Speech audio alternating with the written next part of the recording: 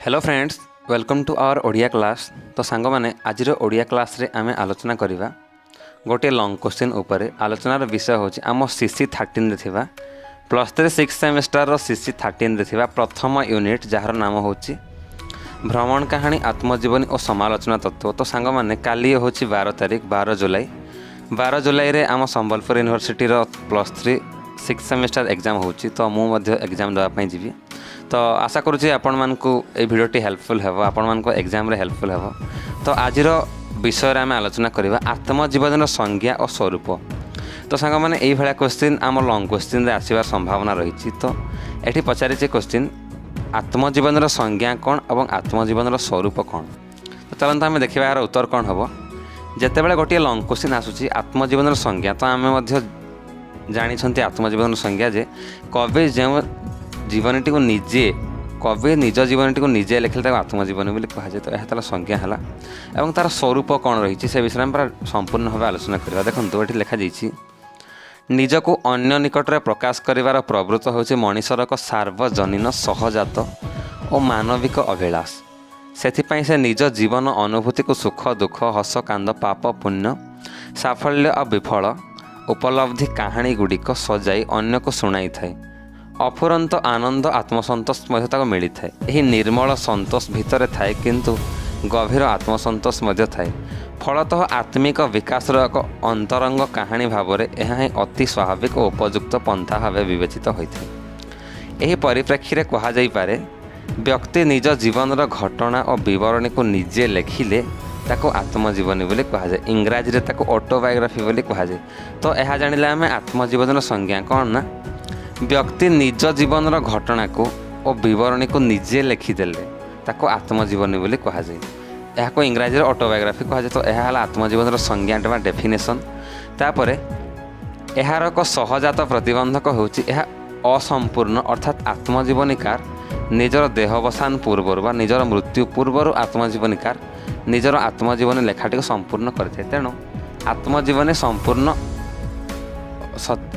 पूर्ण हो न थाए, ताहा असंपूर्ण हो रही जाए।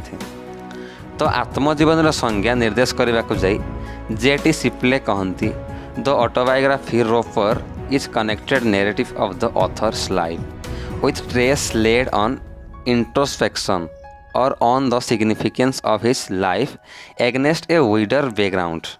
अर्थात जेटी सिप्ले आत्मजीवनी बा ऑटोबायोग्राफी डेफिनेशन संज्ञा देवाक जाई कहती जे एक बृहत्तर पट्टभूमि उपर पर्यवेसित लेखकर अंतःदृष्टि संपन्न और तात्पर्यपूर्ण जीवन कहानी विवरण ही प्रकृत आत्मजीवनी।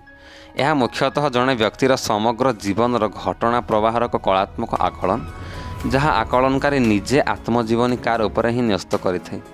कारण जनकर आत्मजीवनी से ही व्यक्ति द्वारा ही सर्वोत्तम भाव लिखा जा पार जेहेतु से निजको जेपरी जानी अन्य कहीं ताको सेपरी जानिबा संभवपर नुहे।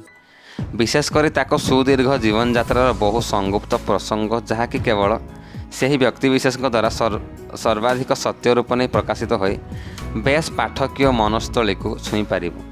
ए दृष्टि विचार करी कह जाए जे जीवन प्रवाहर निछक सत्य को विश्वासयोग्य भाव में परिवेषण करी जीवनीकार वास्तव सत्य को अति निकटतर भाव में प्रकाश करिथांती। तेणु एठारे 5 जन व्यक्तिर संपर्क अधिक निर्भरयोग्य उपस्थापन आत्मप्रकाश बा आत्मजीवनीकार पक्षर ही संभवपर होता है।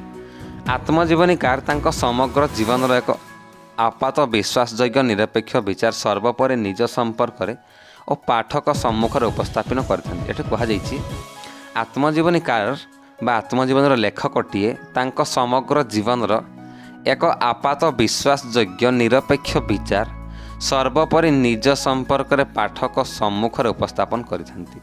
तेणु आत्मजीवनी चरित सफलता निर्भर करे विचारक भाव में लेखकटी केते दूर निरपेक्ष रही संपूर्ण अनासक्त भाव में निजर पाप पुण्य दोष गुण अंधार आलोक को निकिति तौलिबा समर्थ होइछि।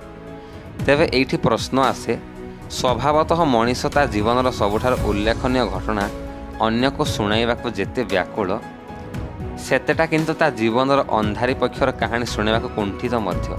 अर्थात आत्मदर्शन आत्मविचार और आत्म उपलब्धि सहित यार रही निस्वत मम आत्मिक संपर्क।